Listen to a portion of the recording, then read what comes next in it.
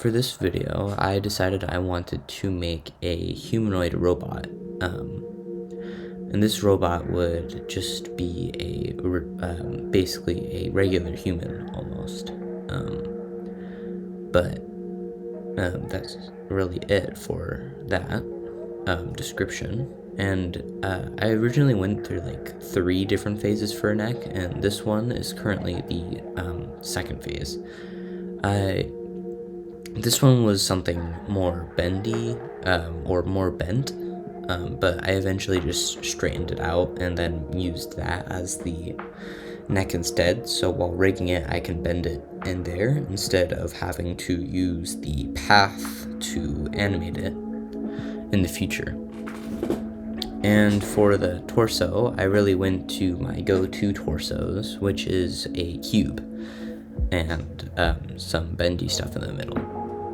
But instead of what I did for the last one, I also put rivets on this one, like my first robot that I made or posted a video about. So it still has like rigid parts to it, so it isn't just like a mix of living and non-living. For the hips, I was originally going to build them, but then I decided, since I already made a really good hip base and I could just re-sculpt that into something else, I just reused the Cyborg's hips for it.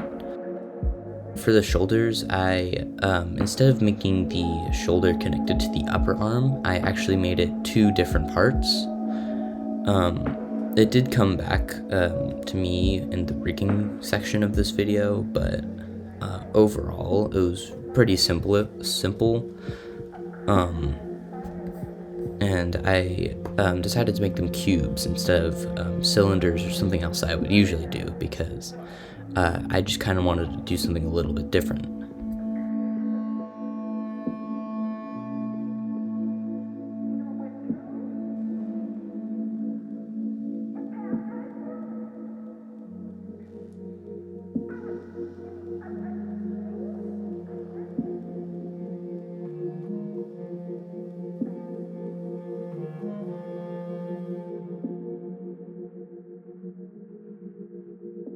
For the hands, I decided I wanted to do like something a little bit different than the other models. So what I did was try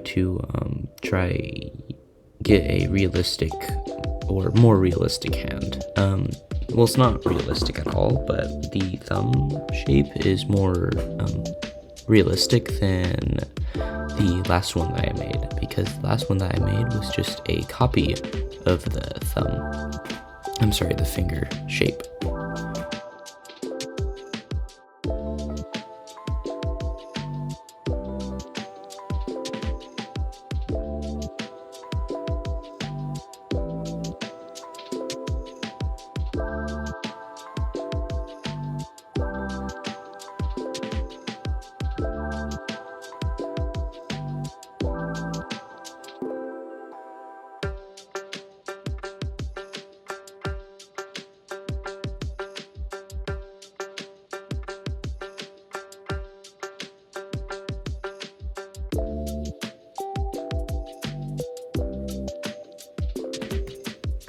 For this model, I wanted to give them movable toes, or toe, a foot that is 2 separate parts, I guess.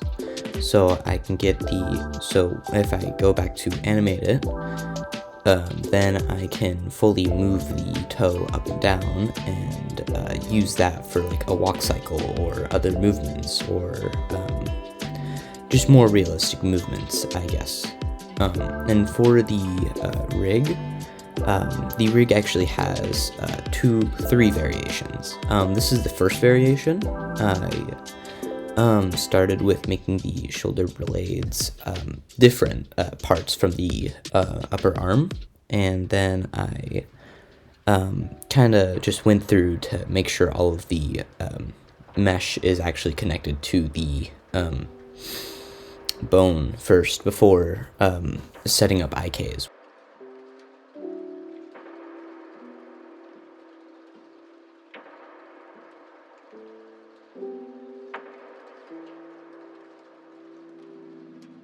When I was setting up IKs for my rig, I came across a problem, and that came into my second variation. So the one of the problems was that the joints were not bending as I was hoping for, so I couldn't use the cylinders, and that the shoulder blade was moving along with it in a weird way. So then I just connected the main parts with the shoulder blade and the upper arm together, and the same thing for the legs. But that also came up with the weird thing, so I brought back the shoulder blades and the leg segments, and instead I tried something else and added a copy rotation to the shoulder to get it to copy the same rotation when it's moving. So then it kind of looks like it's connected, and if I wanted to change it, I could set the influence to 1, so then I can physically move it and try to match it up. And then I did the same thing for the legs here.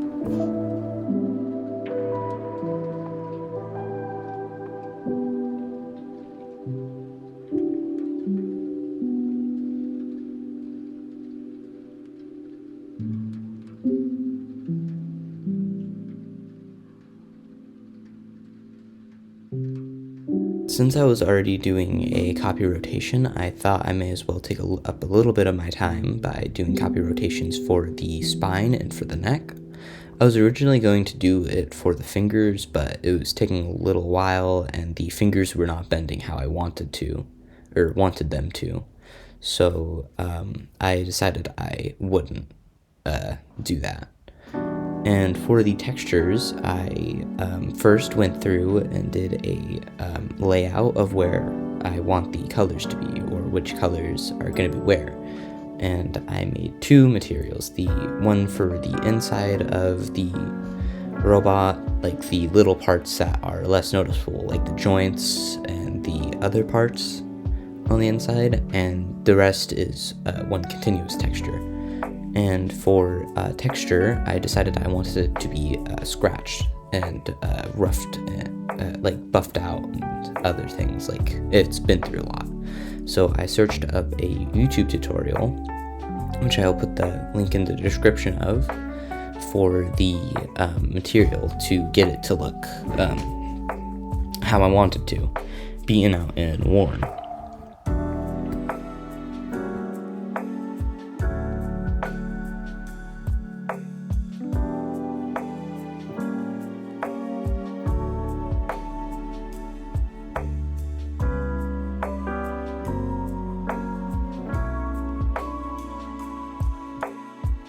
I then did the same thing. I also searched up another tutorial, but this time I searched up for like a rust texture, or to get like a rusty metal for the inner parts, because that's what I'm imagining this old robot, like a beaten outside with rusty inside, so it has a struggle moving a lot. And I ended up mixing them together, so this is the result.